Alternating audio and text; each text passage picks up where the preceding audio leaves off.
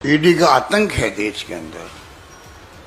ये आतंक मचा रखा है, इसका फैसला जल्दी होना चाहिए। ईडी का आतंक है क्योंकि ईडी पहली बार बड़े बड़े नेताओं से, पूर्व केंद्रीय मंत्रियों से लेकर पूर्व मुख्यमंत्रियों से लेकर कैबिनेट मंत्रियों से लेकर लगातार उनसे पूछताछ कर रही है। तो अशोक गहलोत ने जो कहा कि ईडी का आतंक है, हाँ आतंक है, आतंक है, आतंक भ्रष्टाचारियों में, आतंक जो है वो लुटेरों में है। वैसे ईडी ने देश में आतंक मचा रखा है। आतंक इसलिए भी क्योंकि ईडी जो है वो सिंघम अवतार में है। ईडी लगातार सिंघम अवतार में, इसलिए हाहाकार है। यहां पर एक बार ग्राफिक्स मार दीजिए। अब ईडी का आतंक मैं आपको समझाता हूं, ईडी ने कैसे आतंक मचा रखा है। ईडी का सिंघम अवतार इसलिए हाहाकार, 2016-17 में समन 4,500 से ज्यादा, छापे 226 और गिरफ्तारियां 31। आगे बढ़िए, 2017-18 में बढ़ गए समन, मतलब ईडी रौद्र अवतार में है।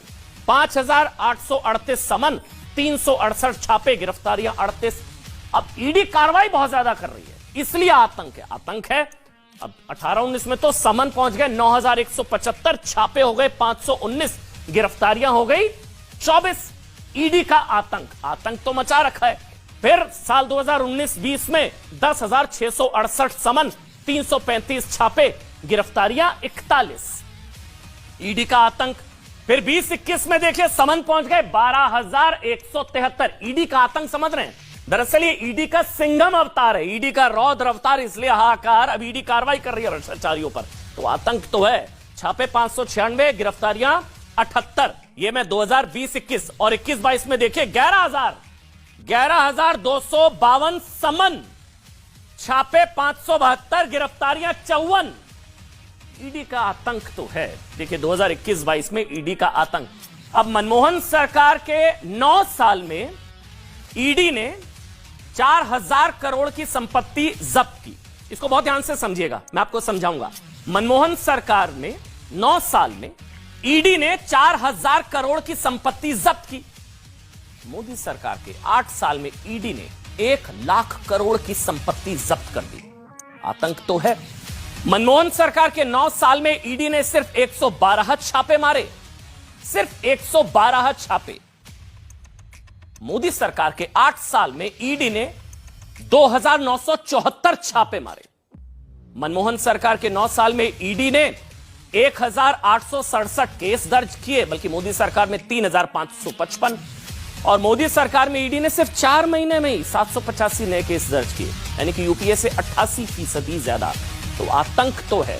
और इसी को लेकर आज सुप्रीम कोर्ट में सुनवाई हुई। 242 याचिकाएं दायर की गई ईडी के खिलाफ, ईडी के अधिकारों के खिलाफ। एक बार ये वाली तुलना एक बार फिर से देख लीजिए। भाई आतंक तो है। अब हुआ ये, मनमोहन जी के कार्यकाल में 9 साल में 4,000 करोड़ की संपत्ति जब्त हुई। मोदी जी के राज में 8 साल में 1 लाख करोड़ की संपत्ति जब्त करी ईडी ने। ईडी का आतंक तो है। आतंक क्यों है? 9 साल में 4,000 करोड़ की संपत्ति जब्त की ईडी ने, 8 साल में 1 लाख करोड़ की संपत्ति जब्त करी। अगला ग्राफिक्स जल्दी एक बार दिखा दीजिए भी, क्योंकि 9 साल में 4,000 करोड़ की संपत्ति जो है वो जब्त हुई और 8 साल में 1 लाख करोड़ की। 9 साल में सिर्फ 112 छापे, सिर्फ 112 छापे।